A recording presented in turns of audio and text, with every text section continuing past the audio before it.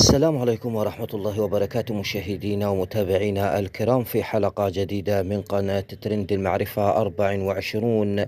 وخبر وفاة الفنان السعودي عادل العتيبي وسبب وفاة نجم مسلسل طاش مطاش عادل العتيبي. فقدت الساحة الفنية السعودية وجها مألوفا لطالما رسم البهجة على وجوهنا منذ تسعينيات القرن الماضي، ألا وهو الفنان عادل العتيبي الذي رحل في ذمة الله، تاركا خلفه إرثا فنيا سيبقى محفورا في ذاكرة الدراما السعودية.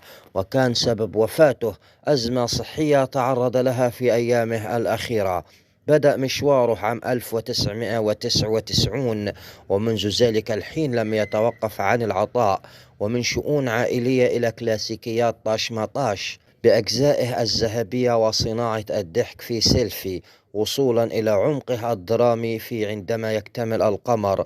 رحل العتيبي قبل أن يشاهد نجاح عمله الكوميدي الأخير ثرو ثرو من إنتاج فيرست ميديا وإخراج جلال السلمي، والذي من المقرر عرضه قريبا على منصة STC TV ليكون مسك الختام لمسيرة حافلة بالإخلاص للفن.